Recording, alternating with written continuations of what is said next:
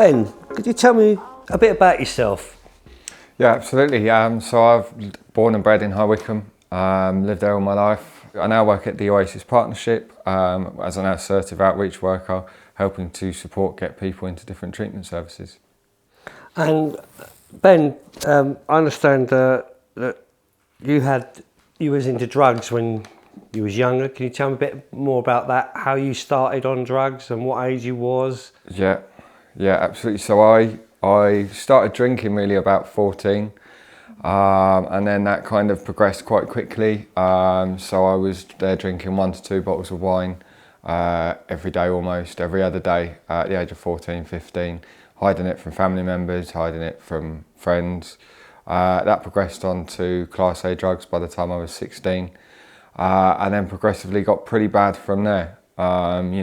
Without going into too much detail, it was disastrous. When the effects of the alcohol and the drugs really start to take over your life, that's when you start to think, actually, maybe this isn't such a clever thing to do.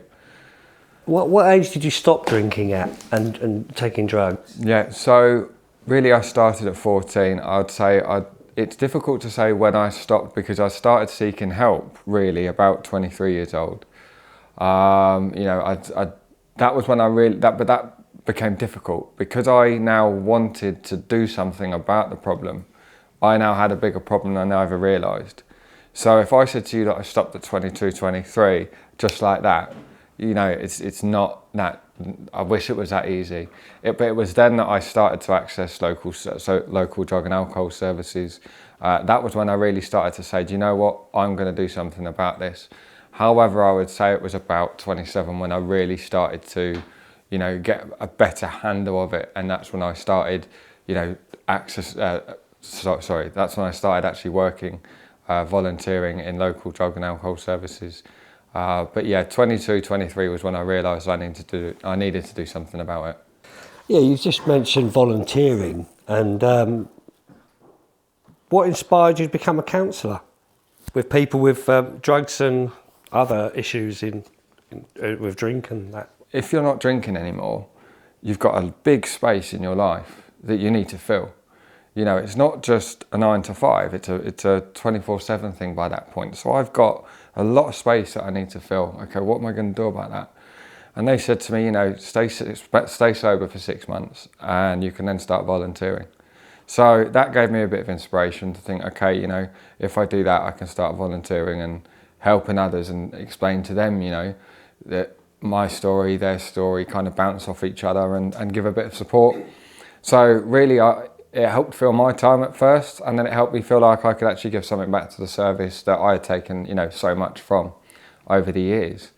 And then that volunteering, I was doing well at that, turning up every day, doing what I could to support others and the service as a whole. And that then slowly progressed on to where I am today, really. Yeah, so now I'm working in the service which I used to access. So I'm working as I help get people into treatment, different treatment services, so mental health services, substance misuse treatment services. So I see it as like the pre-treatment section. I previously worked in drug and alcohol services, and now it's actually my role is to get them into the services and kind of provide a link, a link from whether they've been in hospital, whether they've been seeing their GP, as to how can we actually get them into treatment services, like I said, be it for substance misuse or mental health. Yeah, I think it helps me and it helps them. It's something that I really enjoy doing naturally, because I enjoy helping other people from all aspects of life. The thing is with addiction, the thing with mental health, is it doesn't look at, they're 60 and I'm 21 when it was all going down, or that, somebody might be 70 or they're 30. It looks at how can we destroy the individual. And if I can give some experience from my own experiences, but more importantly from other people that I've met along the way, whether that be clients, whether it be people in my own life, that have supported me, that I've seen support others, there's a massive support network out there that other people can access, is that you're looking at that going, we can all use that together, our experiences together, which can then in turn help other people. I'd love to tell you that I come up with all these ideas to support people, and they work every time. You know, it's never that simple. A lot of the ideas that I come up with are not my ideas, they're ideas from other people. When we talk and we communicate, that worked, so we'll try that. You know, or some of them are my ideas, and we'll do this and we'll try that.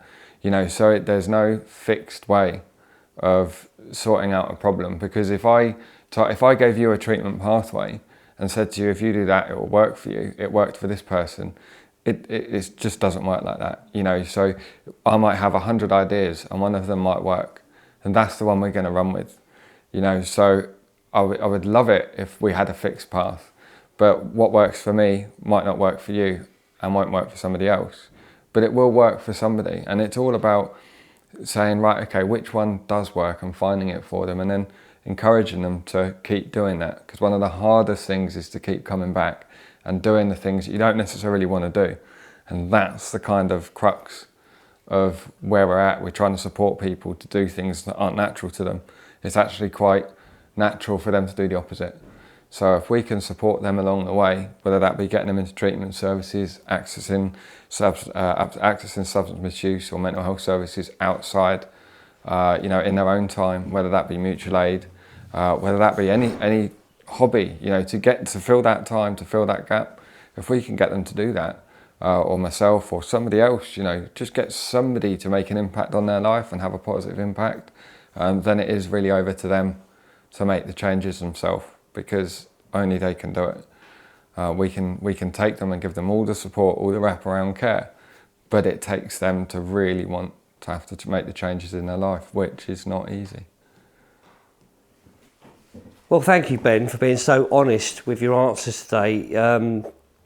You know, you started when you were 14 on drink. You've stopped now. You've become a counsellor, and you've been very honest with your answers. I'd just like to say thank you, and you're inspiring to me when I hear this, because on a personal scale, I know what you're talking about. So I'd like to say, you know, I think you're a hero, Ben, and thank you very much for coming in today. No worries, thanks for having me.